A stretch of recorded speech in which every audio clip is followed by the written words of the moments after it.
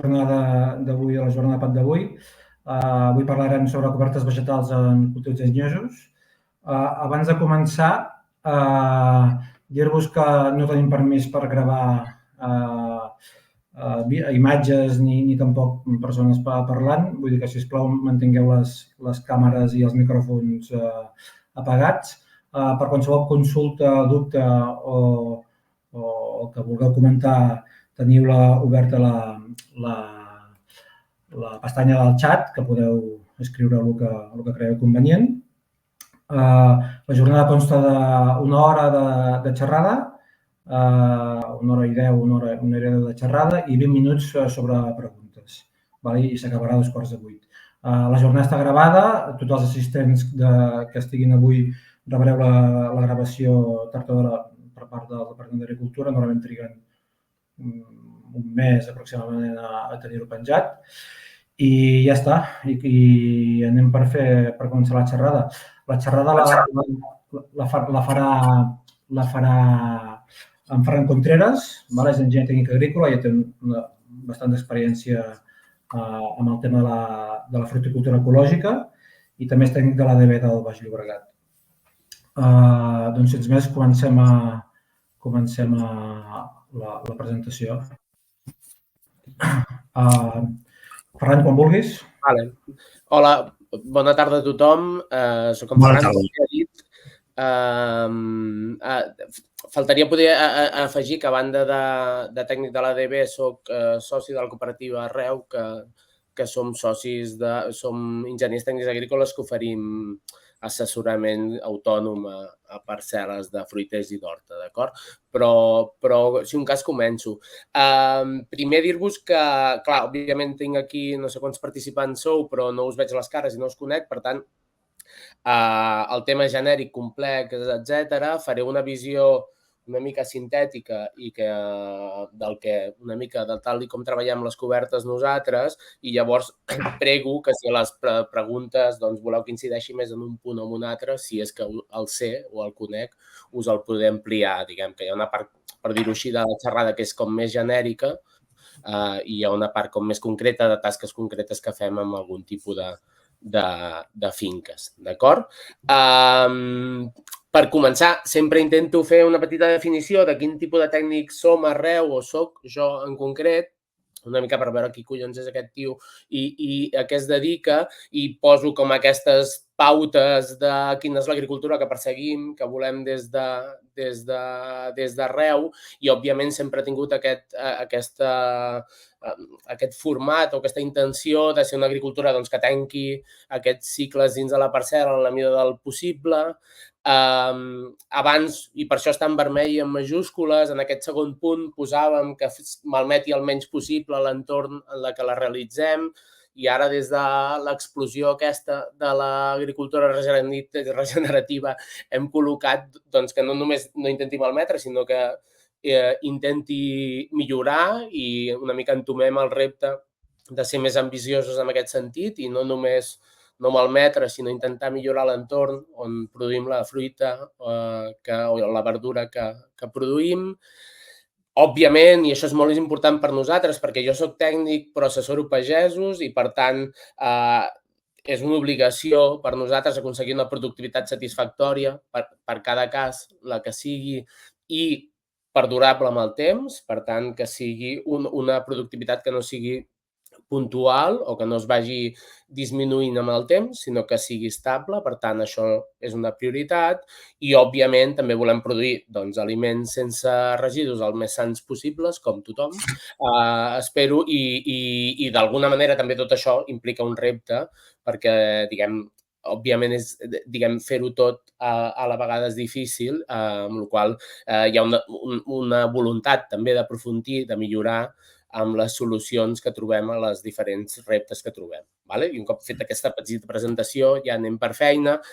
Bàsicament nosaltres treballem en producció ecològica, però, com bé us ha explicat l'Albert, jo també soc tècnic de l'ADB de la fruita del Baix Llobregat i, per tant, en aquest context també porto finques integrades o finques fins i tot convencionals, i també portem producció biodinàmica en alguns casos, i una mica la diapositiva era aquesta, és que en el context del maneig de cobertes, diguem, és un context, és una problemàtica o un context que jo crec que és bastant transversal, que totes aquestes marques de qualitat o segells, d'alguna manera, especifiquen les seves normes sobre la gestió de cobertes, algunes amb més o menys detall, la producció agrària sostenible, que ara també ha sorgit, o l'agricultura regenerativa, que no té unes normes tan clares, però també hi posa molt èmfasis, de fet, potser és la que hi posa més èmfasis en aquest cas.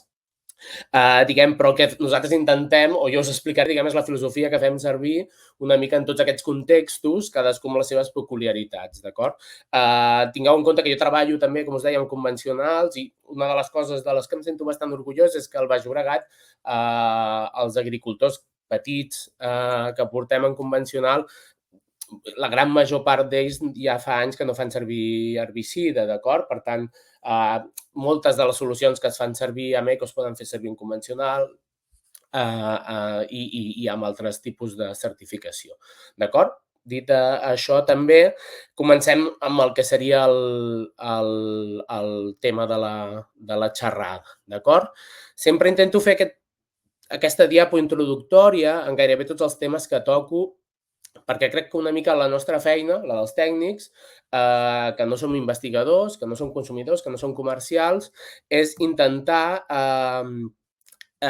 diguem, simplificar una cosa que per si és complexa. I quan parlem de gestió de la coberta herbàcia, òbviament, no podem resoldre aquest problema sense tenir en compte tots aquests factors que teniu al voltant de la gestió de la coberta. És a dir, aquesta gestió de la coberta, òbviament, serà realitzada per un agricultor que té el seu background, que té la seva maquinària disponible, que té la seva forma de treballar més o menys assentada i de la qual té una experiència bona i dolenta prèvia.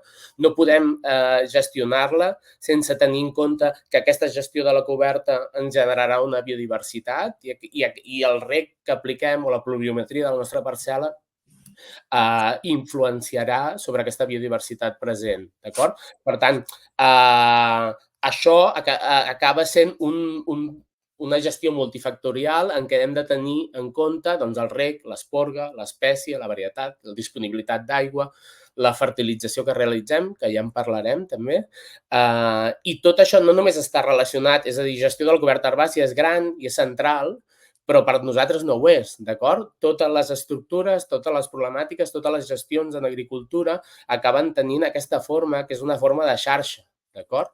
En què tots els factors s'interrelacionen entre ells, d'acord? Llavors, la nostra feina una mica és agafar aquestes xarxes i intentar donar pautes, intentar donar recomanacions, intentar donar, diguem, una línia simple que es pugui seguir clarament, d'acord?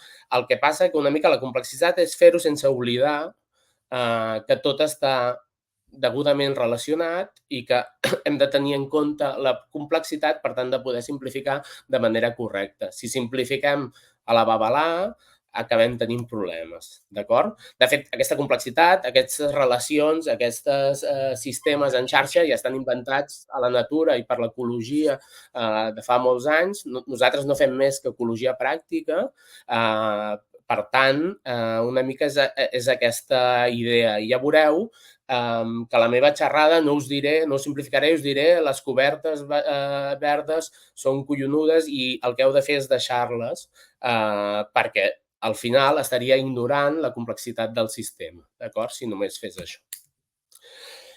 I entrem amb els avantatges i inconvenients que tenen les cobertes. Per simplificar molt, i abans d'entrar a descriure-les, la capa herbosa, la coberta d'herba que deixem a sota de les nostres espècies llenyoses o sota dels nostres fruiters, tenen uns avantatges i uns inconvenients. I simplificant molt, a la banda de les avantatges, doncs tenim 3 grans grups, que segur que potser me'n deixo algun o potser no d'això, però les cobertes verdes augmenten de forma genèrica la biodiversitat de la nostra parcel·la, no només a la part aèria, sinó també al sòl de la nostra parcel·la.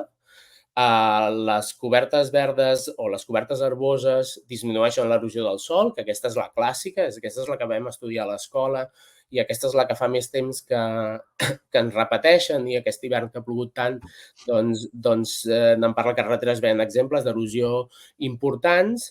És la que, per tant, és la més històrica i és la que dedicaré menys temps, i augmenten la fertilitat física i química de les parcel·les, d'acord? No va sobre fertilització aquesta xerrada, però és obvi, lògic i està més que demostrat que una bona gestió de la coberta herbosa augmenta aquesta fertilitat en el sentit de que augmenta la disponibilitat de nutrients, de determinats nutrients, augmenta la capacitat de retenció dels nostres sòls, etc. La fertilitat com a capacitat d'un camp de produir fruit, d'acord? Per contra, aquesta capa herbosa té un inconvenient important, doncs que aquesta herba genera competència per aigua i nutrients als nostres fruiters, d'acord? Davant d'aquest enfocament, que sembla bastant senzill, prèviament a començar a parlar de detalls, diguem, crec que a l'hora d'assessorar jo em trobo amb dues realitats, amb dos síndromes, que en podríem dir, d'acord? Un és el síndrome de la selva, d'acord? I aquest consisteix que cadascú de nosaltres té, diguem, com un àngel i un dimoni, té una part dels dos síndromes que us explicaré, d'acord? El primer síndrome és el que l'agricultor, el tècnic, que pretén que el seu fruiterà sigui una selva amazònica, amb una biodiversitat exuberant, amb una capacitat de control biològic interespècie enorme, d'acord? I llavors, sempre poso la foto d'aquest exemple d'un camp de presseguers que aquestes herbes m'arribaven al pit, d'acord? Vull dir que hi havia una florida espectacular de ravenissa, estava quasi abandonat, d'acord? Òbviament, el control biològic, la presència de sírfids en aquest camp en aquest moment era enorme, però aquest camp a nivell productiu, diguem, no va acollir ni un préssec perquè la competència, amb un rec, com era en aquest cas deficitari, va fer que el cultiu no tirés endavant, d'acord? Per tant, és aquest síndrome que ens porta, o que moltes vegades porta el tècnic o el pagès, quan entres a un camp, fixar-nos més en la florida d'herbes que tenim a la capa herbosa que no als arbres que tenim i a la producció que tenim. D'acord? Per altra banda, just a l'altra banda, tenim el síndrome de Versalles, la versallització de l'agricultura, d'acord? Que és aquest síndrome de l'agricultor, del tècnic, que té una idea preconcebuda de com ha d'estar el camp, d'acord? I aquesta idea preconcebuda de com ha d'estar el camp l'aplica de manera estricta en el seu camp, sense tenir massa en compte els costos o dir les conseqüències d'aquesta versallització, d'aquesta búsqueda de la neteja, entre cometes, dels camps, d'acord? Aquest síndrome, diguem, és comú, sobretot amb algun perfil d'agricultor, i és un síndrome que costa de superar, d'acord? I a vegades tenim síndromes de la selva i síndromes de Versalles alhora, i hi ha algú de vosaltres que dirà, hòstia, doncs jo soc més d'un o jo soc més de l'altre. En tot cas, qualsevol dels dos síndromes no és una manera, o des del meu punt de vista, no és una manera correcta d'afrontar la gestió de l'herba, sinó hauria de ser una manera molt més racional en què, diguem, les idees o les prejudicials sobre el fet de com ha d'estar un camp no ens influïssin sobre el seu maneig, d'acord?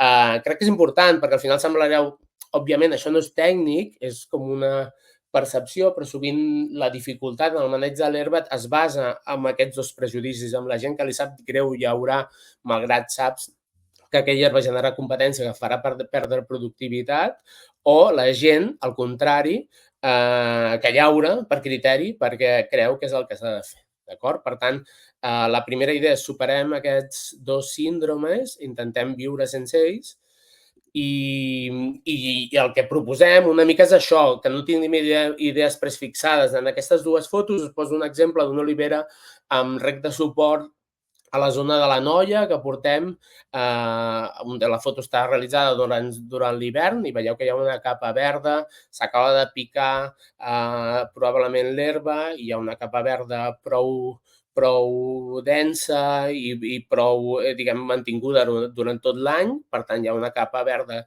a sota contínua, però a la dreta tenim un camp de Jaén amb pluviometria de 150 litros, un any amb especialment sequera, que també hi havia coberta verda, d'acord? I l'aspecte de la coberta herbàcia és diferent perquè les condicions són diferents i perquè els moments són diferents. Per tant, oblidant-nos de les idees preconcebudes, el camp de la dreta també està fent una bona gestió de l'herba, malgrat sembli que no n'hi ha. Per tant, intentar tenir el camp de l'esquerra al camp de la dreta serà un error, d'acord? I al revés, òbviament, també.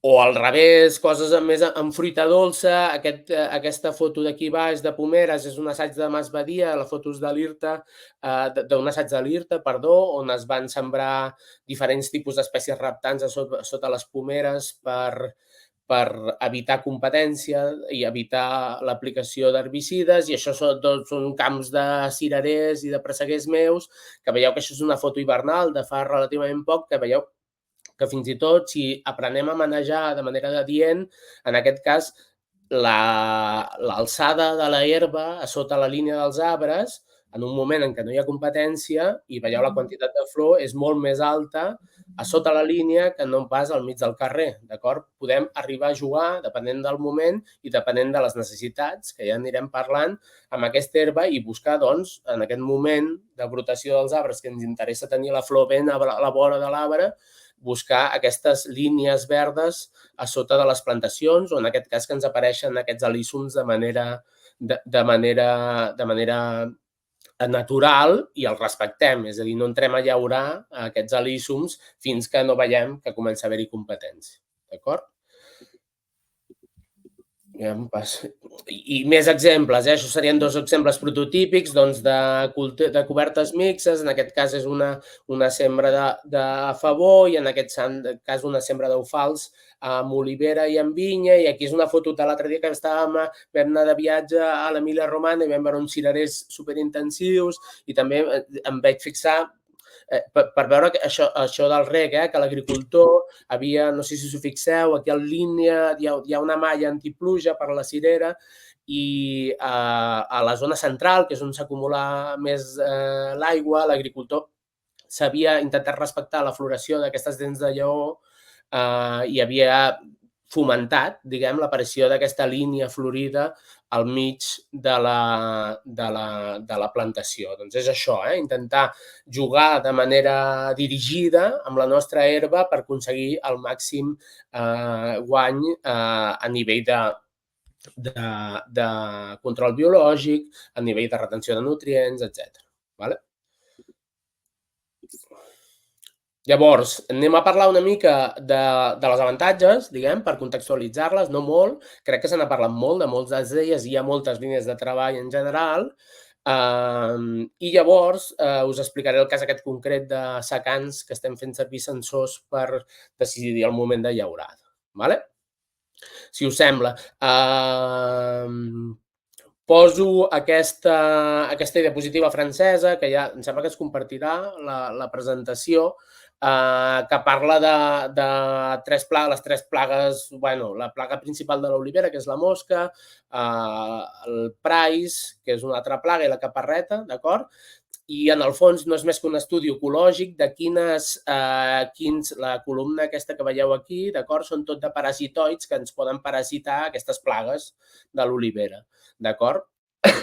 Aquests parasitoids, a banda de les plagues de l'olivera, parasiten tota una sèrie de plagues, perquè són polífags, d'altres espècies, d'acord? I tenim un llistat d'espècies que són, diguem, que si estan a la vora del nostre oliverar, per dir-ho així, classiquíssim l'exemple amb l'olivarda, amb l'inula viscosa, però, per exemple, vaig trobar en aquesta bibliografia que era del lledoner, que és un arbre supercomú a la meva zona, jo soc del Vallès, que té una minadora que és parasitada per un paràsit que també pot arribar a parasitar la mosca de l'olivera. Per tant, la riquesa en els nostres ambients i aquesta riquesa dirigida, és a dir, agafa aquest llistat d'espècies que ens poden afavorir parasitoids que són polífags i que mengen, diguem, plagues del lledoner i també parasiten, plagues de l'olivera, doncs ens permetrà simplificar el seu control. Òbviament, els que controlem la mosca de l'olivera en segons quins contextos sabem que la col·locació de lledoners a les vores d'un camp en cap cas ens solucionarà el problema de la mosca per si sol. D'acord? El que sí que sabem, i especialment en control biològic, que és que en molts casos hem de afrontar els grans problemes per tots els camps que puguem i si intentem rebaixar, ni que sigui de manera sutil, la població de la plaga contra la que estem lluitant, d'alguna manera això ens ajuda al seu control, d'acord? Això per olivera, però també exactament per control de pugons amb presseguer, amb pomera, etc. D'acord, aquesta és una infografia que sempre m'agrada molt, que és d'un llibre francès, que és molt complet sobre control biològic en fruiters, que apareix tot el cicle del pugó i tots els parasitoids, depredadors que poden arribar a parasitar-los en segons quins punts del seu desenvolupament, d'acord?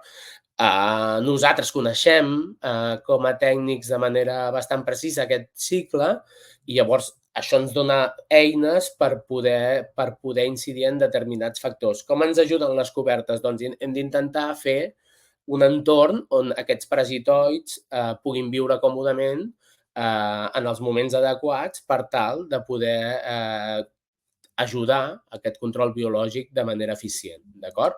Aquest mateix llibre hi ha bastanta bibliografia pel que fa a espècies d'herbes i moment de floració, d'acord? Que és una cosa important. No només volem... Gran part d'aquests parasitoids s'alimenten de nèctar o pol·len durant una fase del seu desenvolupament. Per tant, el que hem d'intentar és que aquesta coberta verda no simplement sigui una coberta verda, com diu la pròpia frase, sinó que tingui floracions i que aquestes floracions siguin atractives per a aquesta fauna auxiliar, d'acord? Sí que això és una realitat i ho sabem molt. El que és difícil és integrar-ho dintre del maneig convencional d'una plantació. Ara us explicaré, diguem, al final, el nostre recorregut durant 10-12 anys i què és el que estem més o menys fent en aquests moments, d'acord? Us poso exemples d'espècies que són atractives i amb les quals hem treballat, des de la facèlia, la mostassa, les umbel·líferes en general i la borago, que aquest any hi ha una florida de borago espectacular que de fet ens està ajudant bastant en algunes zones, d'acord? Aquesta biodiversitat que aporten les cobertes verdes no només es pot aportar amb herba, sinó que també es pot aportar en diferents infraestructures com aquestes nius o aquests hotels d'insectes que es realitzen, d'acord? En què poden niuar pol·linitzadors, també tisoretes, que en segons quines plagues ens poden ajudar bastant, i altres parasitoids, i també integrades dins els marges, és a dir, no tenen per què estar baix. Si veieu la foto de l'esquerra, és un camp de cirerers, aquí Torrelles de Llobregat, al fons d'una riera, que hi ha una petita marge, d'acord? I veieu que aquest marge és un marge que a la primavera acostuma a estar ben florit, d'acord? Per tant, aquest marge, d'alguna manera, o la gestió d'aquest marge, perquè també l'hem de segar, també l'hem de controlar, ens ajuda també al control de pugó d'aquest cirerer. El que passa que, mira, és un bon exemple aquest marge, perquè avui estem fent un assaig d'identificació de parasitoids de Suzuki juntament amb l'IRTA i estan fent servir aquesta parcel·la com a punt de recol·lecció de parasitoids i la Drosophila Suzuki, que és una mosca que ens pica a la cirera, també pica a la mora, diguem, la mora al rubus, i si us hi fixeu, gran part d'aquest marge també està conformat per rubus, d'acord? Per tant, aquest marge ens dona biodiversitat, ens dona les espècies florides durant un moment de l'any que ens poden ajudar a controlar el pugó, però també ens dona un hoste secundari per una plaga que ens fa la guitza amb la cirera. Per tant, aquí la feina del tècnic és intentar veure fins a quin punt el marge o de quina manera s'ha de gestionar el marge perquè sigui un guany i no sigui una pèrdua. D'acord?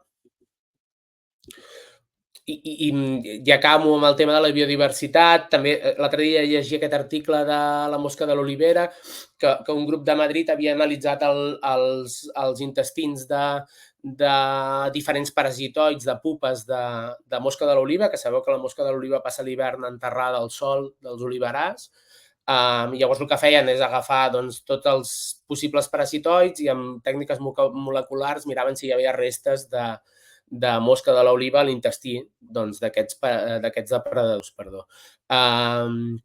I van determinar que les aranyes, en general, els aràcnids i les tisoretes són els més grans depredadors, els que fan més feina en aquest context de depredació de pupes de mosca de l'oliva. Òbviament, us fico la foto per això, amb aquest sol que veieu en aquest oliverà, la presència d'aranyes i de tisoretes que han de tenir aliment durant tot l'any i que són bastant sedentàries en els camps, doncs és relativament baixa, d'acord? Perquè, òbviament, en aquest context, la supervivència de les tisoretes serà relativament baixa, és a dir, no poden sobreviure durant tota la campanya, no vindran a l'hivern a menjar pupes de mosca de l'oliva, d'acord?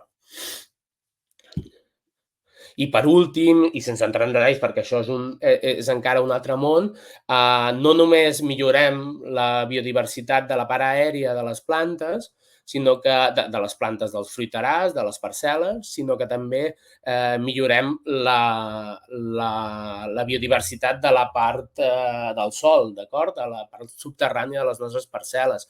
Per tant, la presència d'arrels, la millora de la matèria orgànica del sòl, també aporta biodiversitat per realitzar els diferents processos biològics que que apareixen o que ocorren al sòl i també per lluitar contra els fongs i possibles plagues que tinguem al sòl, tipus armillària, rossellínia i moltes d'elles. Per tant, amb el mateix exemple, amb sòls totalment nus, aquesta microbiologia del sòl es veu molt reduïda i, per tant, l'impacte sobre aquesta microbiologia es redueix i, per tant, la incidència d'aquest tipus de plagues en molts casos augmenta. D'acord?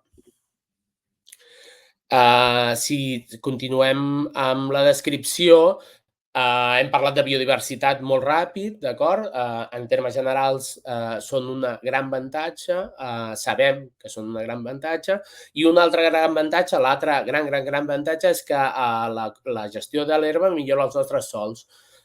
Sota la nostra experiència, l'única manera d'incrementar de manera eficient la matèria orgànica del nostre sòl és gestionar l'herba que tenim al nostre propi sòl, d'acord? Si intentem pujar, diguem, si totes les finques eco intentessin de cop pujar un punt percentual al contingut de matèria orgànica a còpia de tirar fertilitzants orgànics, doncs no hi hauria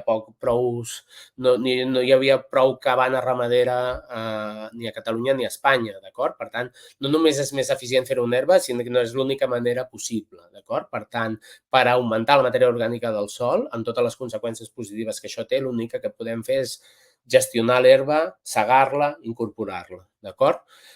Una altra cosa, a més, és que els processos de mineralització i modificació d'aquesta mateixa matèria orgànica que anteriorment estem incrementant es veuen afavorits per la gestió d'aquesta herba. Diguem, depèn de les accions o del maneig que fem, podem generar més humificació, és a dir, estabilitzar aquesta matèria orgànica, o podem mineralitzar-la més, d'acord? Això en podem fer 5 cèntims després al final, però ens ajuda també en aquest moment, en aquestes dinàmiques de generació, en el cas del nitrogen, per exemple, de disponibilitat de nitrogen o intentar, pel contrari, humificar matèria orgànica i, per tant, frenar les plantes, d'acord? I per últim, una cosa superòbvia és que les pròpies arrels d'aquestes herbes doncs, ens estructuren el sòl, diguem, el conjunt de microorganismes que ens envolta, les arrels que van creixent, ens ajuda a conformar l'estructura del sòl i fins i tot, en alguns casos, amb arrels potents, ens poden ajudar doncs, a trencar capes compactades de sòl, a descompactar sòls, etc. D'acord? Per tant, hi ha una millora física important de l'estructura del sòl en el nivell estrictament físic. D'acord? Bueno, aquí us poso un gràfic que sempre posem, que és un assaig en què es compara una finca amb sòl despullat i sòl en plantes, i llavors es veu l'evolució durant un període de temps de la matèria orgànica del sòl i dels diferents nutrients, d'acord? I fixeu-vos que en gairebé tots els casos s'incrementa, òbviament, la matèria orgànica, s'incrementa el fòsfor, s'incrementa el potassi, s'incrementa el sofre. El que no s'incrementa, l'únic d'aquests components que no incrementem de manera substancial és els nitrats, d'acord? Per tant, és l'únic factor que haurem de tenir en compte de manera més curosa. Òbviament, tots els altres els hem de tenir en compte, però el nitrogen sí que és la nostra font, per dir-ho així, de possible competència respecte al creixement de les herbes, d'acord? Per tant, s'ha de tenir en compte. És un avantatge global, però sí que hi ha moments en què ens pot generar alguna competència, i especialment per nitrogen, d'acord? I aquí un altre assaig, també d'Austràlia, en aquest cas, en què ens diu doncs, una evolució hipotètica d'un sòl en què tinc un 1% de matèria orgànica fins a un 4% de matèria orgànica, i el canvi que genera això pel que fa doncs, a l'estoc, al carboni segrestat, ara que està tan en boga això de la carbonització de sòls, o l'efecte de segrest de carboni que poden tenir les nostres plantacions, diguem, la diferència de tones hectàrea de carboni segrestat, però també la capacitat, òbviament, els sòls, com sabem, que tenen més matèria orgànica, tenen molta més retenció d'aigua, i la diferència, diguem, de retenció d'aigua que tenim entre un sòl amb un 1% de matèria orgànica i un sòl amb un 4% de matèria orgànica, d'acord? Aquest és el que us deia, que és l'avantatge poder més coneguda. Que sigui la més coneguda no vol dir que no segueixi passant, i això és un exemple d'una finca que tenim d'olivera intensiva amb feixes en què vam sembrar en el moment de plantació i té uns pendents molt elevats, i diguem, a l'altra banda una finca d'oliver tradicional llaurada en què doncs, tenim un percentatge important d'erosió, d'acord? La foto de la finca de l'esquerra acabava de ploure de manera copiosa i se'ns havia aguantat bastant tot el sol. Vale? Per últim, us he parlat ràpidament de les avantatges que té tenir coberta herbosa, que té mantenir o gestionar la coberta verda dels nostres camps. Té 3 inconvenients que serien una especificació de la competència, d'acord? Aquestes herbes beuen aigua, transpiren i, per tant, consumeixen i assequen els nostres sòls i competeixen per nutrients, com hem vist, molt per nitrogen, però també en alguns casos, malgrat que aquests assaigs que estaven fets en pastures en tots els àmbits incrementava, en produccions més exigents podem tenir alguna carència o alguna competència important per altres nutrients, d'acord? Per tant, s'ha de tenir en compte, mengen i beuen, per dir-ho així, les herbes, per tant, les hem de controlar. Una segona que és important, sobretot per la gestió que fem d'elles, que és que hi ha algunes de les espècies, diguem, quan parlem de coberta herbosa, parlem en general, sí que us he dit que les flors afavoreixen la biodiversitat, però si tenim determinades espècies que són reptants, per exemple, el cinòdon, la grama, és una espècie que genera bastanta competència, que de fet s'acostuma a desenvolupar amb sòls una mica compactats o amb una fertilitat física no massa alta, i clar, si tu vas gestionant, segant aquella grama d'alguna manera es va extenent, d'acord? I aquesta grama pot arribar a fer una competència i a generar una competència bastant important. Per tant, s'ha de tenir en compte de cara al seu maneig, quin tipus d'herba també m'està creixent en els fruiterars, perquè ja us dic, hi ha algunes que poden generar, especialment si deixem herba a tota la superfície del fruiterà, poden generar bastanta competència. I per últim, que per gestionar tota aquesta herba, en eco, òbviament, doncs hem de tenir les eines específiques, picadores, segadores, intercepes, reineris, etc. D'acord? Aquests són els 3 principals inconvenients. I ara, diguem, anirem a la pràctica i us explicaré, diguem, què proposem nosaltres com a tècnics davant d'aquesta situació i aquests avantatges i aquests inconvenients. D'acord? Abans de començar, el que vull que quedi clar que, en el fons, la nostra filosofia és aquesta, per simplificar i per dir-ho en una frase. El llaurat de la terra és una eina, no és una religió. Per tant, no s'ha de fer de manera religiosa, sinó de manera racional. Però, al contrari, la coberta vegetal tampoc és una eina, vull dir, la coberta vegetal és una eina i no és una religió, d'acord? Per tant, recordeu-vos d'aquells 2 síndromes, de la versalletzació i de la salvatització dels nostres camps. No hem de ser ni un ni l'altre, simplement hem de veure en quin context estem i actuar en conseqüència, d'acord? I dit això, podem fer bàsicament 3 coses. Una, ara començaré a parlar pel que fa a superfície de la nostra plantació coberta d'herba, o en la que deixem créixer l'herba, per dir-ho així. La primera opció seria deixo coberta herbosa a tota la nostra plantació, d'acord? Tant al mig del carrer com a sota dels arbres. Sempre és important, de fet, una mica de sentit comú, la zona en què tindrem més competències, la zona entre els arbres, perquè és allà on, si tenim rec, tindrem el goter i, per tant, on tindrem la major densitat d'arrels. Per tant, la competència sempre serà millor amb l'herba més gran, amb l'herba que tinc aquí baix, que no amb l'herba que tinc aquí al mig del carrer. Depèn, òbviament, moltíssim de l'espècie que tingui, del portaempelt, etc. Quan recomanem deixar herba a tot arreu i simplement gestionar-la mitjançant la sega? Doncs quan tenim disponibilitat d'aigua sense limitació, per tant, total disponibilitat d'aigua per aconseguir les produccions que volem, i quan tenim sòls fèrtils, al·luvials, profunds i amb un nivell de nutrients mitjà o alt, d'acord? En aquests contextos, per exemple, en el context de la Baix Llobregat, a riba i riba de Llobregat, a banda i banda, que estem en aquests contextos, podem gestionar aquesta herba a tot arreu i simplement el que fem és quan arriba els moments de més evapotranspiració, doncs el que fem és segar-la, o quan hem d'entrar a fer qualsevol tasca al camp que ens ho impedeixi, d'acord? La seguem i la gestionem segant-la i incorporant la sega als nostres fruiterars, d'acord? Si no podem fer aquesta primera, doncs fem una cobertura parcial. Què és una cobertura parcial? Doncs és la més majoritària en tota la fruita dolça de regadiu de Catalunya i del món, d'acord? En què consisteix?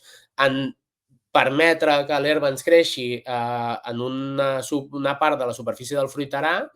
Normalment, ja us dic, és al mig del carrer, perquè és on hi ha menys competència, i treballar superficialment, simplement per extreure l'herba, doncs una part de la superfície del fruiterà, d'acord? Aquí veiem una vinya amb regadiu en què s'ha sembrat favor al carrer. Aquest favor llavors es picarà i s'incorporarà i ens aportarà nitrogen, i en aquest cas és un camp de presseguers, que això seria més de, jo què sé, de maig, principis de mes de maig. En aquest cas és una finca eco que ens interessa, com us deia, el control de pugó, i fem una coberta que no és l'habitual. En lloc de segar o de treballar just a sota dels arbres, hem fet una coberta que vam aprendre a Suïssa en el seu moment, que es diu coberta sàndwich, és a dir, que treballem banda i banda, però deixem herbes just a baix de la línia dels fruiters, i veieu que està ple de rabanisses, flors, compostes, etc. I d'aquesta manera, diguem, tenim una mica la fauna auxiliar encara més a prop del presseguer, i d'alguna manera ens assegurem que hi haurà una bona biodiversitat per generar control biològic, d'acord? Això és foto de l'any passat i veníem d'un hivern bastant sec i veieu que els carrers estaven en poca floració i com aquí baix regàvem, teníem més herba, teníem més floració i per això ho vam decidir, una mica per fomentar la herba que ens mancava als carrers, fomentar-la aquí baix, d'acord? Vull dir que el clàssic seria aquest, treure l'herba de sota els arbres, però bueno, que es poden fer petites variacions i simplificacions sempre tenint en compte això, que en un moment determinat aquesta finca la segarem o fins i tot la treballarem si tenim la maquinària disponible per fer-ho, d'acord? I la segó adequada. Aquestes tasques s'han de fer amb una màquina, amb eco, vull dir, amb convencional, aquesta tasca es realitza aplicant herbicida, d'acord? Amb ecològic, doncs, tenim tota una sèrie d'eines, que aquí hi ha un vídeo que no sé si funcionarà, em sembla que no. Aquí hi ha dos vídeos que simplement es veu una fresa d'eix vertical intercepa, que neteja a sota els arbres, i això són uns fingers o una finca de presseguer eco, un tractor passant uns fingers, és a dir, per treure l'herba de sota els arbres necessitem unes eines determinades que ens facin aquestes tasques, d'acord? La diversitat d'eines comença a ser alta, fa uns anys n'hi havia poques, però cada cop és més alta, això és una intercepa, diguem, estàndard o més estàndard de vinya, això són uns discos que van a banda i banda dels fruiters. Aquí tenim aquesta eina d'aquí dalt és la que us deia que hi havia al vídeo, que veieu que té un palpador i entra i surt i llaura superficialment entre els arbres, i això són uns discos també intercepa que entren i surten en una finca de Pomeco d'aquí del nord de França, del sud de França, perdó. Vale? Per tant, tenim coberta completa, finques molt fèrtils i amb disponibilitat absoluta d'aigua. Si tenim una situació més restrictiva, podem fer una coberta parcial, és a dir, deixar herba a una banda i treure-la de l'altra. I si encara tenim una situació més restrictiva o, en el cas dels secans, no vol dir que no puguem deixar mai herba, sinó el que hem de fer és limitar el temps en què aquesta herba o triar el temps en què aquesta herba està al camp. Per exemple, això és una vinya amb secà, en què sortíem d'un hivern molt plujós, havia anat plovent i, per tant, respectem aquesta coberta herbosa i quan arribi la calor la incorporarem, o aquest cas que us deia de l'hivern de Jaén, d'Olivera Eco, en el que tothom deixa capa herbosa perquè, com bé sabeu, a l'hivern, o si els arbres no tenen fulla, la competència s'anul·la i, per tant, en aquest moment, a l'hivern, podem deixar herba. Seria el cas d'una vinya, un fruiter amb secà, un oliver amb secà, que, hòstia, veig que com aquest any ha plogut molt durant l'hivern, doncs no tinc pressa a entrar a segar o a llaurar i m'espero una mica més perquè sé que tinc segó al sol i, per tant, tinc, diguem, des de collita fins a aquest moment, que serà l'abril-maig, herba al camp que d'alguna manera m'està donant totes aquestes característiques positives que ja teníem. D'acord? I mira, aquí ha aparegut ara, això és un camp de cirerers que feien exactament el mateix. Veieu que estan florits, per tant, això és ara, a mitjans d'abril, en el moment en què començava a créixer la cirera i s'incrementava la transpiració, doncs entràvem i fèiem una llaurada superficial, però durant tot l'hivern havíem mantingut aquesta capa herbosa per en la mida del possible, diguem, tenir capa herbosa i tenir les avantatges que té aquest tipus de cultiu. Òbviament, de tot això n'hem fet bastantes proves.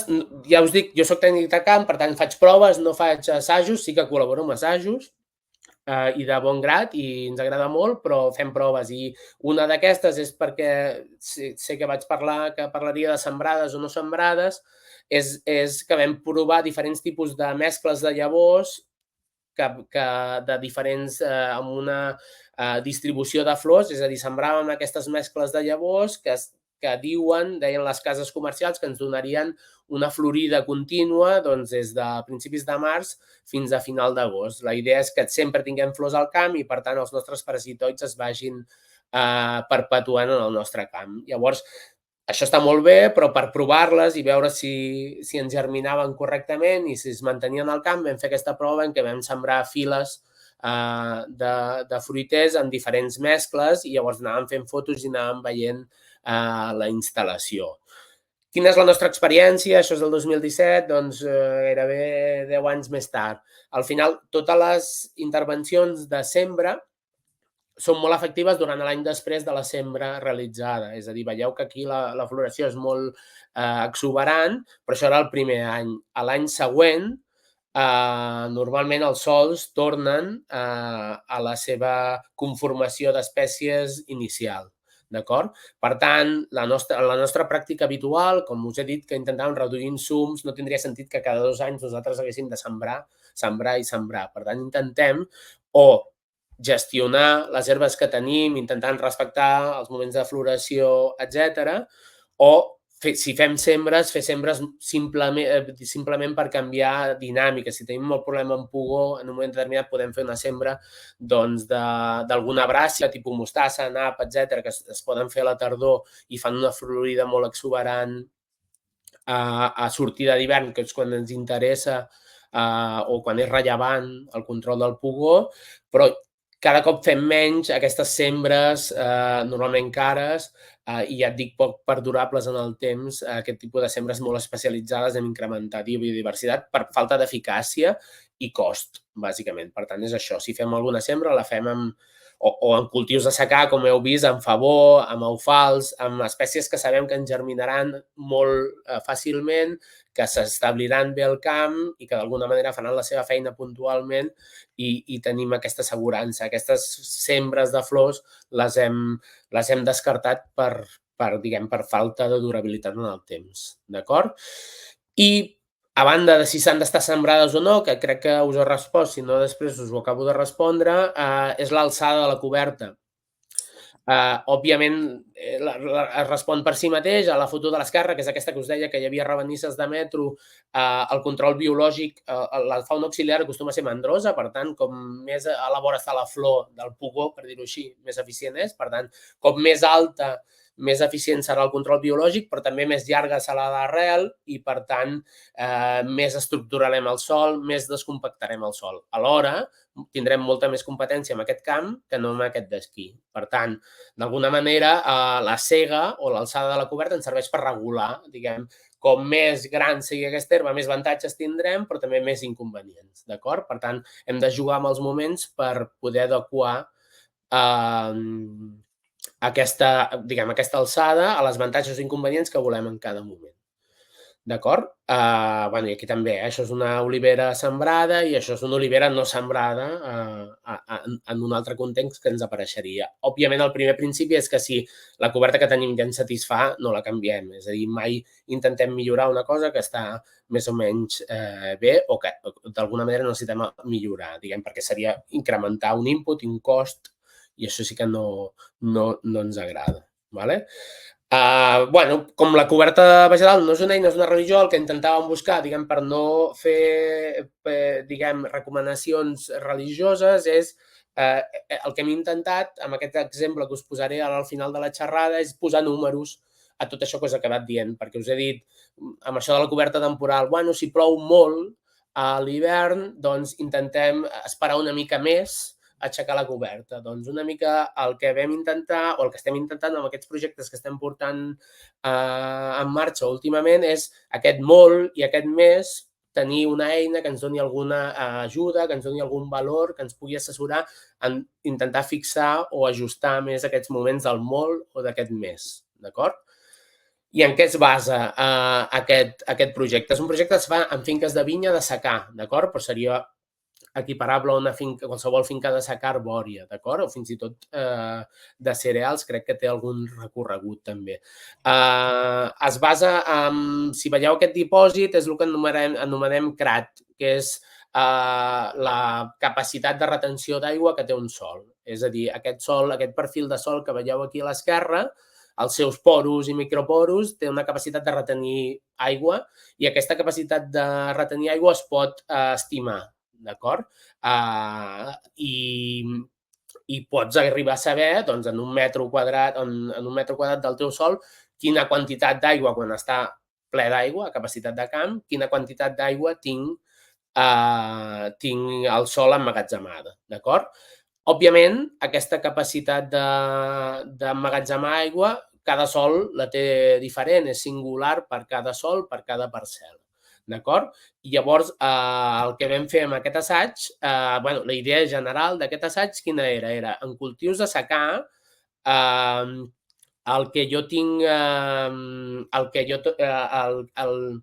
l'única reserva d'aigua, a banda de la pluviometria, l'única font d'aigua que jo tinc és la que tinc emmagatzemada al meu sòl, d'acord? Per tant, estaria molt bé saber en directe quanta aigua em queda amb el sòl i a quina velocitat se'n va secant aquest dipòsit per poder prendre decisions de les cobertes que tinc a dalt, d'acord? Llavors, aquest projecte s'ha realitzat de manera paral·lela, però no exactament igual a dues zones, a Navarra, una zona amb pluviometria molt alta, i a Penedès, a Covides, d'acord? I què hem fet amb els dos projectes de manera similar, però ja ho dic, amb detallets a nivell de material i mètodes diferents. Hem seleccionat 3 parcel·les amb crats diferents, és a dir, amb magatzems d'aigua diferents. Com veieu aquí, al gràfic teníem la C2, que tenia una crat relativament alta, la C3, que tenia una crat molt més petita, i la C4, que tenia una crat molt més alta. Com determinàvem aquesta crat? Doncs la determinaven juntament vam col·laborar amb la Ferrer i vam fer unes cates dels perfils del sòl, vam buscar parcel·les que fossin relativament homogènies i aquestes cates ens van permetre, juntament amb algunes analítiques de textura, ens van permetre estimar de manera inicial quina era la crat, la capacitat de retenció d'aigua d'aquests sòls. I si veieu a la foto, aquí baix tenim la C2, que és aquesta d'aquí, doncs que té una capacitat relativament alta, i veieu que els perfils de la C3 són més curts i, per tant, al tenir menys sòl, doncs tinc menys capacitat de retenir aigua. D'acord? Què més fèiem amb aquestes parcel·les? Sensoritzàvem, és a dir, a 2 punts de la parcel·la posàvem sensors. Sensors que ens mesuraven el volum d'aigua que teníem a les parcel·les a 3 profunditats i que ens també monitoritzaven la pressió amb la que està retinguda l'aigua al sòl, d'acord? No, si voleu després, diguem, m'estenc aquí, no m'estendré perquè és una mica complex, d'acord? I requeriria una hora sencera, d'acord? En general, sensoritzàvem 2 punts a la parcel·la i en un punt de la parcel·la el pagès feia les pràctiques de maneig de capa herbosa que creia convenients i a la part verda nosaltres, fruit de la lectura d'aquests sensors i d'un model de secat de sòl que hem fabricat, doncs donàvem recomanacions de gestió de la coberta herbosa. Aquest assaig, com heu vist al principi, dura 2 anys en els 2 casos, per tant estem just al mig i està bé perquè veníem d'un any molt sec i aquest any tenim un any bastant humit, per tant no us podré explicar tots els resultats, sí que us explicaré una mica com està anant. I què és el que donaven? Nosaltres donàvem setmanalment aquest tipus d'informe, en què veieu que aquí hi ha una gràfica, aquesta és la gràfica fabricada per nosaltres amb les dades que ens donen els sensors, en el que nosaltres estimem l'aigua que tenim al perfil del sòl. Veieu que això són dates aquí, comença l'11 de març i acaba, si no vaig mal, el 17 de juny, d'acord? Quan només tenim una línia, que veieu que va pujar perquè aquí va ploure, l'any passat va ploure, doncs a final de març va començar a ploure i el contingut d'aigua ens pujava. Quan només tinc una línia és, diguem, les dades que ens surten dels sensors, per tant és el que està passant al nostre sòl perquè tenim sensors i podem saber la quantitat d'aigua que tenim al got, i a partir d'aquí, que és el moment actual, nosaltres fem 3 o 4 hipòtesis, és a dir, tenim la transpiració que té la vinya en aquella localització i diem, si tenim el camp llaurat, doncs la transpiració serà aquesta línia més plana, per tant, el sòl se'ns assecarà menys perquè només transpira la vinya, i si tinguéssim una coberta herbàcia al 100%, diguem, amb màxima transpiració, tindríem aquesta línia blava, d'acord? Què ens permet això? Ens permet avançar al moment en què dius, hòstia, si estic aquí i no em plou fins a final de collita, d'acord? En 3 setmanes arribaré a la part vermella, que és la part que hem estimat que la vinya començarà a patir, d'acord? I ens permet fer una recomanació de dir, senyors, haurien d'entrar a llaurar ara, perquè si no plou, amb els següents 2-3 setmanes la vinya entrarà amb estrès hídric, d'acord? Això ho fèiem per totes les parcel·les i, com veieu, a les parcel·les que tenen la gran més alta, doncs la línia puja més amunt perquè tinc més magatzem d'aigua, i les parcel·les que tenen la gran més baixa, la línia puja més a baix, d'acord? I això ho anem seguint setmanalment, és relativament fàcil, vull dir que està relativament automatitzat, d'acord? Per al que ve a la fi, diguem, és una maquinària feta per nosaltres, per tant, són 2 projectes que no són consolidats, és a dir, que són assajos, per tant, estem provant si això funciona o no, i, òbviament, mesurem, mentrestant, per veure si anem bé o anem malament, anem mesurant cada 15 dies la llargada de sarment com a valor vegetatiu i també valorem la producció al final, d'acord?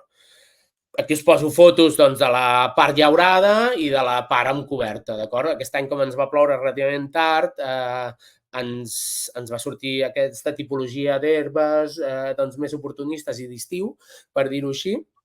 Clar, òbviament, no transpira igual aquesta herba d'aquí que aquesta herba d'aquí, per tant, nosaltres també fem un seguiment quan anem a mesurar sarments o quan van a mesurar sarments de l'alçada, fins i tot d'aquesta herba, per estimar el contingut d'aigua que tingui el sòl, d'acord?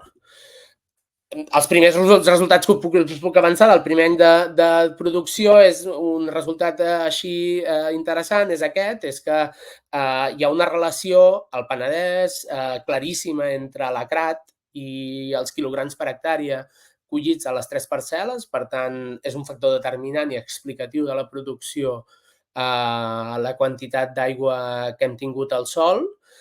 No es veu de manera tan clara, i per això us deia que la gestió de la coberta herbosa és complexa i s'han de tenir en compte tots els factors. A Navarra, per què? Perquè a Navarra ens han caigut 800 litres per metre quadrat i el nostre model de gestió de cobertes es basa simplement amb el contingut d'aigua, perquè està enfocat per secans. Però, clar, en un secà del Penedès, diguem, el determinant és el contingut d'aigua que tingui el sòl a l'hora de gestionar cobertes. Segurament a Navarra la productivitat es deu, la importància de l'aigua en la productivitat, quan hi ha una pluviometria molt més alta, és un altre, i segurament aquí el nitrogen juga un factor important. I poso aquesta foto que em van enviar uns agricultors, als quals els havíem recomanat fer un adobat ecològic amb un component de nitrogen important aquest any, i aquest any que ha plogut tant es veu aquest tipus d'imatges en què el nitrogen es marca perfectament amb l'herba, diguem, i era per reiterar una mica això, d'acord? Que no és el mateix gestionar secans amb 300 litres any que gestionar secans amb 700 litres any. I llavors el model funciona molt bé quan la importància la té l'aigua. Quan l'aigua té una importància relativa o baixa, doncs, òbviament, el model no serveix per explicar massa la productivitat d'una parcel·la, i hi ha altres factors com el nitrogen que agafen més protagonisme, d'acord?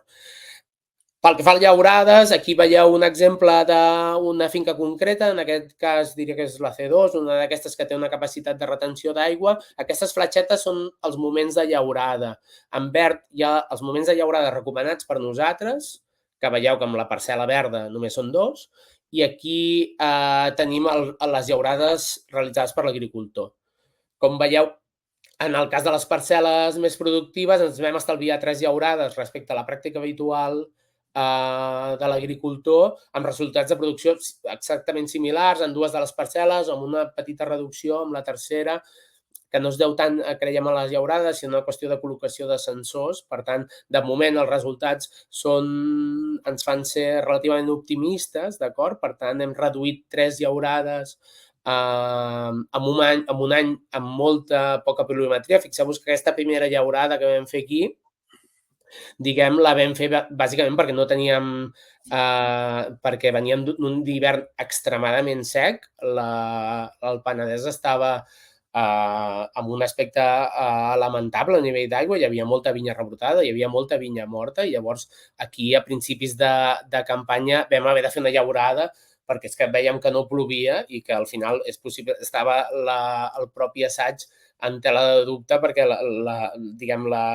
l'alternativa era quasi que se'ns morien les vinyes. Per això vam fer aquesta primera llaurada inicial per començar amb el sol net, però una vegada feta la primera llaurada, fixeu-vos que hi va llaurar 3 vegades i nosaltres fent una llaurada a mitjans de juny vam collir exactament el mateix, d'acord? Aquí a baix hi ha en lila el contingut d'aigua, òbviament amb herba ens va baixar una mica més que sense herba, i aquí hi ha la predicció, que això també mirem nosaltres, si la predicció l'encertem més o menys i en quin moment l'encertem més, les prediccions que vam fer a mitja campanya en aquest cas, d'acord? No sé si m'he explicat molt bé, si no, ara les preguntes insistiu i ja està.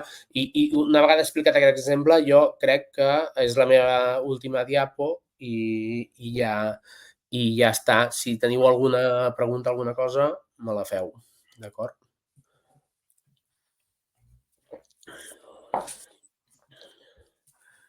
Bona tarda. Hola. Hola, bona tarda. Me sentiu? Sí. Bueno, no em veieu, però jo us sento. I us veig també. Sí, en principi, les preguntes s'haurien de fer per escrit perquè em sembla que no tenen l'autorització per enregistrar veus que no siguin les nostres. En tot cas, fes-la i llavors, si en cas la resta de la gent s'hi pot escriure, doncs ens estalviareu algun problema. Què s'escriu aquí baix on posa xarra? Sí, aquí hi ha xat 3, aquí podeu escriure. Digues. Volia fer una pregunta. Mira, en secà, jo parlo del Priorat. Aleshores, al Priorat, allí aigua no n'hi ha, això és secà. Jo tinc oliveres i el que es fa normalment, quan ara ha plogut bastant, abans que pugi l'herba més alta, doncs és llaurar i treure l'herba perquè després dona molta feina de treure l'herba, amb els cultivadors s'enreda tot. Jo no tinc 200 olivers, el que passa que no ho llauro jo, m'ho porten, a mi m'ho porten, no? I a mi me comenten, diuen, sí que surt l'herba ja s'ha de llaurar. Jo els comento, a veure, s'hauria de deixar una capa vegetal, no coberta, perquè doncs, és el que dieu, no? Que dona més nutrients i ajuda també a la terra. Si es cull al novembre, que nosaltres collim les olives, la coberta vegetal, o sigui, es pot deixar tot l'hivern sense llaurar i després que seria convenient a l'estiu, potser de cara a l'estiu llaurar i... Sí, una mica és el que t'explicava, que si l'hivern ha vingut plujós, doncs tens una mica més de marge i pots allargar una mica i llaurar una mica més tard. I òbviament, si l'hivern ha vingut extremadament sec, doncs aquesta llaurada l'hauries de fer potser sortida de març, vull dir, quan comenci a moure l'olivera ja l'hauries de fer. Vull dir que la pràctica en si no és dolenta, sí que es podria millorar si tinguessis una picadora i poguessis en lloc de llaurar, saps? Perquè llavors, com tu bé dius, si l'herba és molt alta, s'embossa i és un liu, però si poguessis picar-la i deixar-la allà a sobre, és a dir, si tinguessis alguna altra eina podries millorar. I, de fet, això que us deia, aquesta eina que estem desenvolupant, en el fons el que et vindria a dir és en quin moment has de dir ara entro a llaurar, d'acord? Que no sigui per l'alçada de la coberta, sinó que sigui una mica per el moment en què comença a fer mal, per dir-ho així, o que comença a generar competència. I el millor seria la picadora, doncs. Més que llaurar, passar la picadora per deixar tota la capa vegetal, no? Què? Perdó? Que dic que el millor seria passar la picadora. Més que llaurar, seria potser passar la picadora. En el fons, passar la picadora pot arribar a ser... El tema de passar la picadora és que depèn de si et ve pluviometria després, et pot tornar a renéixer l'herba de manera relativament ràpida. Llavors, el llaurat és una intervenció més més a llarg, és a dir, que et manté el sol net durant més de temps, d'acord? Que és normalment la triada en secar un llaurat superficial. Molt bé. D'acord. Gràcies. Vale, gràcies. Ferran, la Laia de la B Ponent té dues preguntes. Les pots veure tu? Sí. Ara les he perdut. Un moment. El vostre model, Un segon. quan considereu que s'ha de treure l'herba tenint en compte la CRAT? Nosaltres ens avancem, Laia, a que la CRAT estigui zero. Per tant, aquestes gràfiques que t'he posat, posàvem 0, però en veritat el 0 que marcàvem és 1.500 quilopascals. És a dir, en el punt de marciment permanent, en principi ja hauríem d'intentar no arribar. Per tant, ens intentem avançar a que s'esgoti, en secants, parlem, a que s'esgoti aquesta CRAT, d'acord? Per tant, aquest model també s'està millorant perquè, com t'he explicat, vam estimar la CRAT, però aquest any, com tenim sensors de potencial i volumètrics, sabem exactament per cada sol quina CRAT tenim, d'acord? Sabem quina és la quantitat d'aigua que hi ha entre punt de marciment permanent i capacitat de camp, d'acord? Per tant, ja sabem els litros clars i aquest any podrem ajustar encara una mica més. I hem comparat l'efecte de picar. Aquest any ho farem, això de picar versus llaurar, perquè l'any passat, com teníem moltes variables, vam intentar simplificar i, per tant, vam dir llaureu només. També veníem d'un any extremadament sec. Aquest any incorporem, diguem, la picada com a recomanació. I això passa, el que et deia, que si piques el risc és, per exemple, a Navarra ens va passar que vam picar i va rebrotar ràpidament perquè va haver-hi una pluja just després de la recomanació, d'acord? Penseu que el model, òbviament, no és un model que incorpori, és a dir, jo miro, quan fes la recomanació, miro la previsió de temps, però clar, no sabrem si d'aquí 10 dies et cauen 50 litros, doncs això no ho pots arribar a preveure, diguem.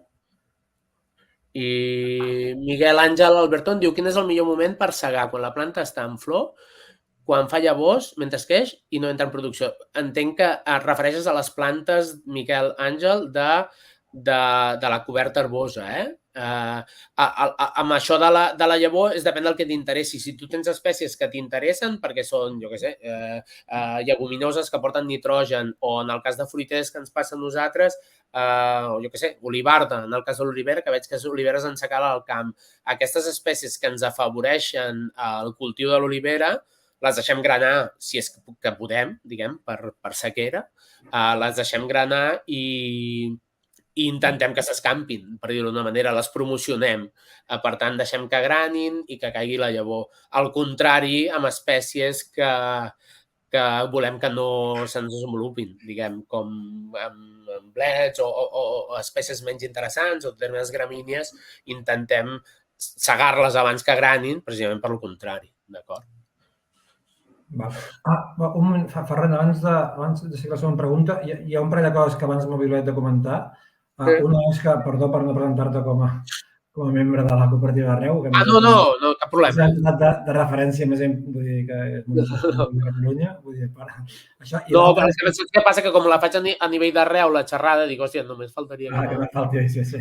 Doncs a part d'això, si a algú li interessa el certificat d'assistència de la xerrada d'avui, que veig que hi ha gent que no s'ha fincat amb el nom complet. Si un cas, poseu-vos el nom complet, és a dir, sortiu i tornem a entrar amb el nom complet, que ja us tindrem en compte, ja veurem, si a algú li interessa el certificat, perquè amb el nom i prou no podem saber qui ha vingut i qui no. Però només això i prou, ja seguim. El que algú em pregunti, el llaurat no provoca una evaporació d'aigua més gran? Segons les dades que, de fet, si us poso aquesta, diguem, les fletxetes, si mires la presentació, les fletxetes són llaurats. I com veus, la baixada de la línia lila es deu al desenvolupament de la planta i veus que és inferior a l'esquerra, que està més llaurat, que a la dreta, que està menys llaurat. Per tant, sí que és possible que en algun cas generi aquesta transpiració més gran del sol o respiració més gran del sol, però en general, en casos en què tens herba, no, diguem. És a dir, potser el debat seria entre un sòl nu llaurat i no llaurat, quin transpira més, però si hi ha herbes que transpiren al juny, òbviament aquell sòl s'assecarà abans perquè les herbes transpiren, diguem. Vale? Christian William Sánchez Connor. Hola, t'he sentit mantenir una franja verda en floració al mig del passadís durant les èpoques més caloroses en el marc d'una finca fèrtil? Sí. O millor passar la picadora mantenint... És a dir, amb una finca fèrtil, amb aigua, etc., mantenir una cresta, podríem dir, al mig del carrer, que entenc que és el que vols dir, Christian, és correcte i, de fet, depèn del tipus de portaempelt i espècie que tinguis, és que, diguem, la competència serà molt reduïda perquè no tindràs, si és regadiu, no tindràs gairebé arrel en aquest punt. Per tant, sí, totalment. També passa que al mig de l'estiu normalment aquestes floracions es venen a menys i a vegades fins i tot portem finques que se'ns acaba assecant, diguem. Alguna de les fotos que us he posat de sols pelats de vegetació, deixem herba, però no ens creix perquè tenim pluviometries baixíssimes, d'acord? Per tant, també s'ha de tenir en compte. Vale?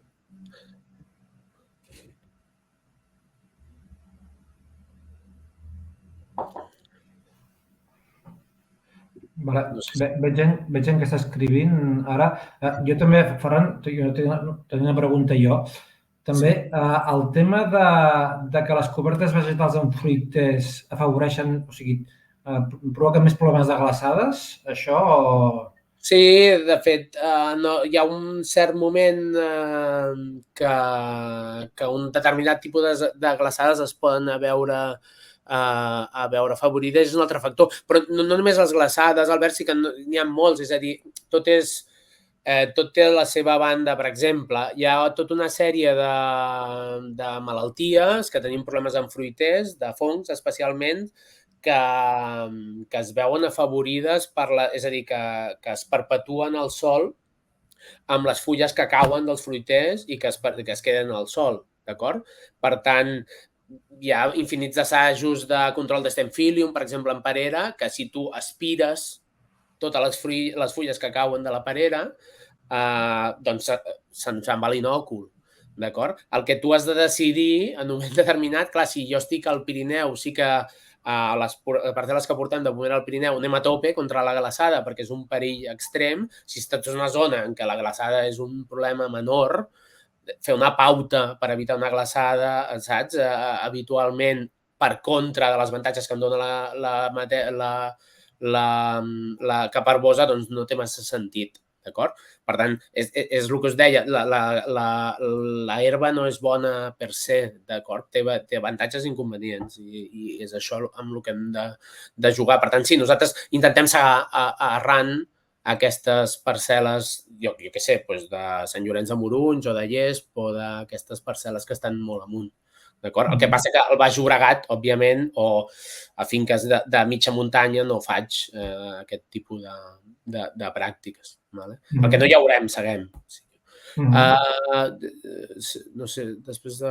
No sé si t'he respost, Albert? Sí, perfecte. Sí. Joan Josep Roig, després de passar la secundària picadora, és convenient llaurar per incorporar millor la vegetació tallada? No. Bueno, nosaltres no ho fem.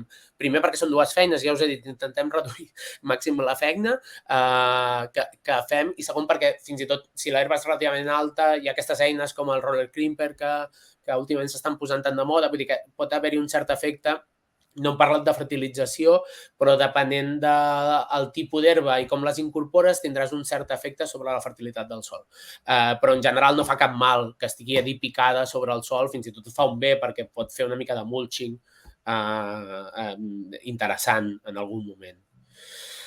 En una vinya amb sòl fèrtil i coberta espontània, quina sembra es podria fer al mig del passadís per competir amb la grama, que ara és una plaga? Doncs mira, aquestes que has vist a les fotos, contra la grama, el problema és que una de les pràctiques que va bé per la grama és fer llaurades estivals perquè d'alguna manera treus el rizoma que fa servir la grama per reproduir-se i s'asseca el sòl. Estivals o a inici d'estiu. Per tant, ja és una pràctica, diguem, en aquest moment en què s'apropa la calor, si tu d'alguna manera extreus el rizoma i la seques al sol, és una bona forma de lluitar-hi. I si vols lluitar, diguem, amb una altra herba, has de ser una herba suficientment competitiva per lluitar-hi. I jo crec que la que recomanaria seria l'eufals, d'acord? Que a banda us aporta nitrogen, sí que heu d'anar en compte amb les segues perquè és una planta molt competitiva, que fa un sistema radicular molt, molt, molt profund i heu d'anar en compte, però potser l'única que he vist que s'hi ha picut, diguem, llaurada estival més sembra d'eufals seria la meva recomanació en aquest cas. Així, en genèric, davant d'un ordinador. Vull dir que hauríem de veure la finca, etc.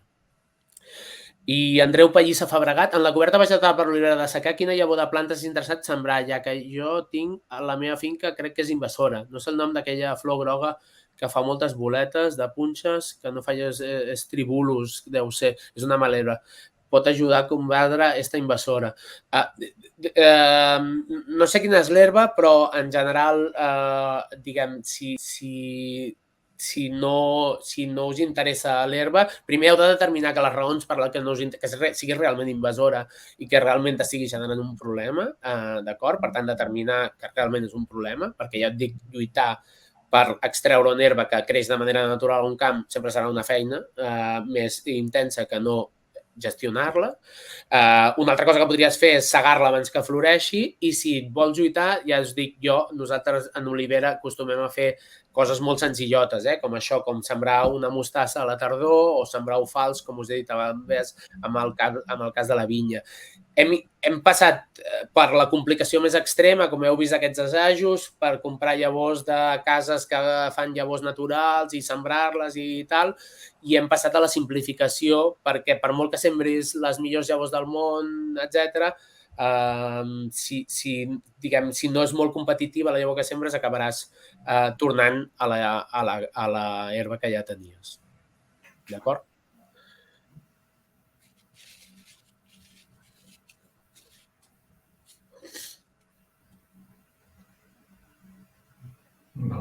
Veig que està escrivint aquí algú encara.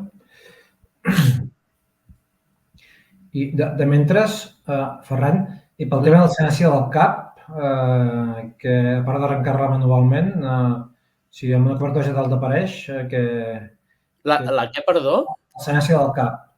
La mala herba aquesta invasora. De les pastures. La veritat és que no tinc experiència amb això, Albert. No l'he tingut mai. Jo en tinc, Mai. Jo en tinc. Doncs ja. Sí, bueno, sí, és arrencar mà, sí. Exacte. Sí. És molt grossa i es pot arrencar. Sí, de fet, n'hi ha bastantes que comencen a aparèixer d'aquest tipus d'herbes. Saps què passa? Que també en un context també depèn molt de la maquinària que puguis fer servir, diguem. És a dir, que si la poguessis segar, a vegades la podries castigar a l'estiu. El que passa que no la conec, ja et dic, parlo sense... Aquesta segant costa, s'ha d'arrencar molt bé, aquesta. Sí, passa igual, això que deia de la grama, que també que hi ha espècies que per molt que les seguis se t'escampen. Llavors s'ha de fer això, estratègies combinades d'un llaurat en un moment determinat i llavors poder una sembra per intentar treure-hi a l'hàbitat. Aviam, Laura Romagosa, pots repetir la combinació llavors de sembrar, que l'has comentat a l'Andreu? Crec que he dit això, bràssiques a la tardor, és a dir, mostassa, nap, etc., a una dosis relativament alta, diguem que pugui competir, o si vols una cosa que duri més, una eufals, d'acord? Ja us dic, és poc original i una mica repetitiu, però és que és bastant, diguem, té un nivell de germinació. El primer any germina relativament tard, però una cop a vegada la tens instal·lada va bastant bé.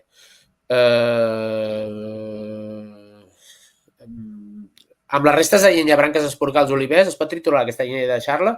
Com coberta hi haurà... Sí, clar, sí.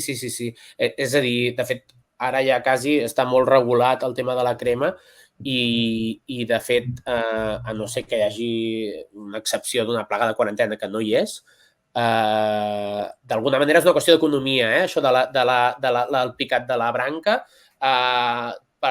Amb fertilització de fruiters, l'únic que t'endús del camp si tu el mires com un sistema d'enginyeria, és la fruita, d'acord? Ara, si tu cremes la fusta, també t'endús la fusta, d'acord? Per tant, en el fons, les necessitats de fertilització, de nutrients que tindrà aquella plantació seran més altes si cremes. Per tant, deixant de banda, òbviament, que a nivell de carboni, a l'atmosfera, de qüestions mediambientals, que també, òbviament, a nivell de fertilització és que no té sentit. Si tu pots incorporar la fusta, per què l'has de cremar? D'acord? És una pèrdua de nutrients increïble.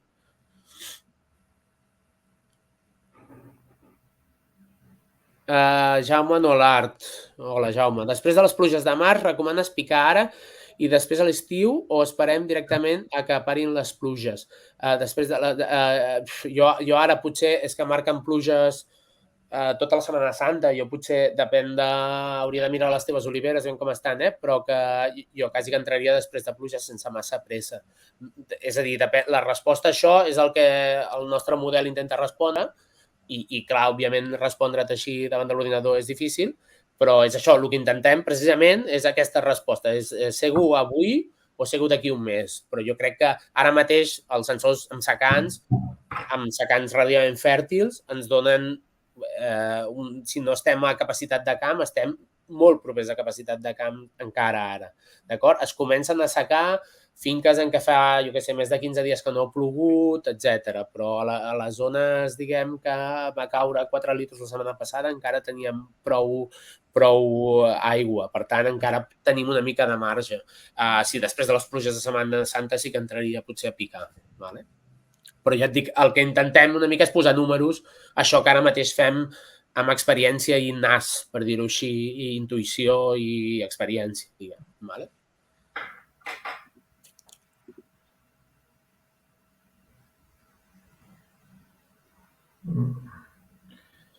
No, això de la fusta esporgada està clar. L'únic que s'ha de triturar aviat perquè sí que hi ha un escarbató que et pot afectar a les oliveres. Però si està ben triturada una trituradora, una picadora de martells, no hi ha absolutament cap problema.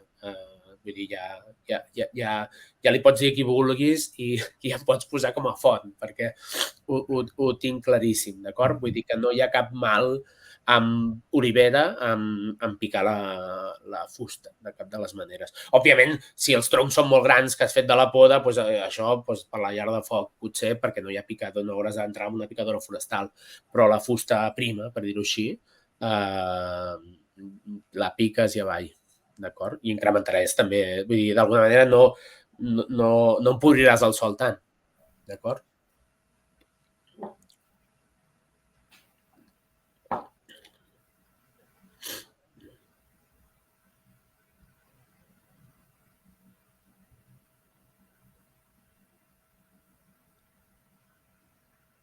Sí, també, si va d'herb trapadella. De fet, és una mica, a vegades, quan dic això d'eufals, a vegades l'acompanyem d'un cereal, precisament perquè, el que us he dit, l'eufals acostuma a cobrir el sol lentament i, per tant, si la sembres al novembre,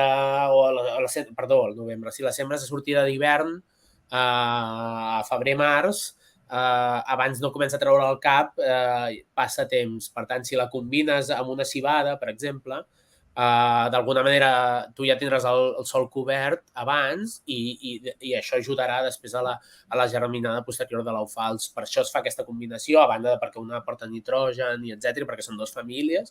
Per tant, civada, herb, trapadella, al final és la mateixa combinació cereal més lleguminosa, que és una combinació clàssica en aquest sentit. Sí que nosaltres tirem més per l'eufals perquè ens dona més efectivitat de germinació a vegades, la trobem de manera més fàcil. A vegades són qüestions, com us deia, hi ha el factor també agricultor, economia, entorn, és a dir, si tinc el veí que té disponibilitat d'una coberta per sembrar, doncs hi ha un preu relatiu, tot i que no sigui la perfecta, potser valorem i preferim aquesta que no pas una altra. Una miqueta més aquesta nostra feina de decidir què és important, què és rellevant i què no ho és, diguem.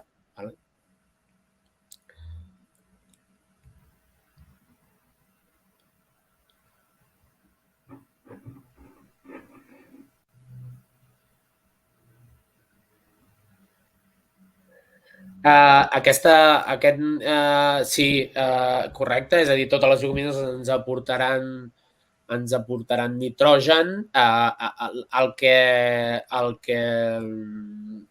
La següent és com més valenta i això sí que caldria un anàlisi de la fertilitat global de la parcel·la i que caldria veure, és a dir, no és el mateix fer pomeres a l'Urgell que amb un objectiu de productivitat de 40 o 50.000 quilos per hectàrea que fer, no sé, jo què sé, cirerers al secà.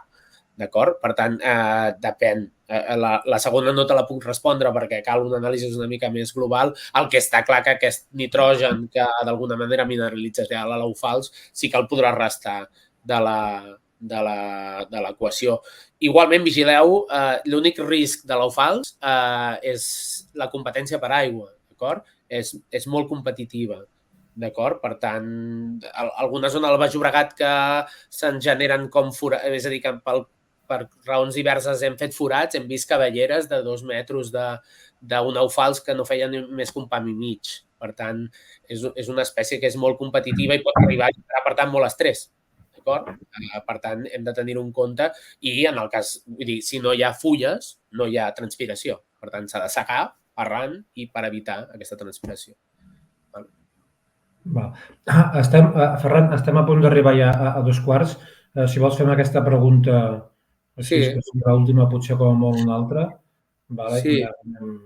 Abans d'acabar, per cert, em sembla que a la teva presentació no he vist enlloc el teu correu electrònic, pot ser? Si el vols deixar aquí en el xat apuntat per si algú vol contactar amb Arreu per fer algun tipus de feina, qualsevol cosa, si vols deixar-lo aquí. Perfecte, moltes gràcies. Em pregunta si té un tros plantat ecològic, al costat no ho són, em poden afectar les plagues del voltant en el meu tros. Sap greu. Normalment és al revés, diguem. Vull dir que normalment, bueno, diguem, no depèn tant de si és ecològic o convencional, sinó del maneig que en fa a l'agricultor, d'acord? Per tant, si l'agricultor intenta mantenir un bon control, doncs no tindràs afectació i si l'intentes, vull dir, si no hi està a sobre, doncs tindrà problemes. El que sí que tindràs hauràs d'anar en compte amb la contaminació pels tractaments dels veïns, que a vegades passa que hi ha contaminacions dels productes que aplica el veí, pot ser que acabin amb traces als teus olives o a la teva producció i això sí que pot generar algun tipus de problema. Val, doncs ja hem arribat al final de la jornada. Moltes gràcies per l'assistència. Com us he dit abans, per la gent que s'ha incorporat tard, la presentació està gravada i en unes setmanes es publicarà i el PowerPoint no cal, però la presentació sí que estarà disponible dintre d'unes setmanes a la pàgina web de RuralCat. Doncs, Ferran, moltes gràcies, ha sigut molt interessant i fins la propera, ja tornarem. Vale, vinga, moltes gràcies. Vale, molt bé. Adéu. Vinga, adéu.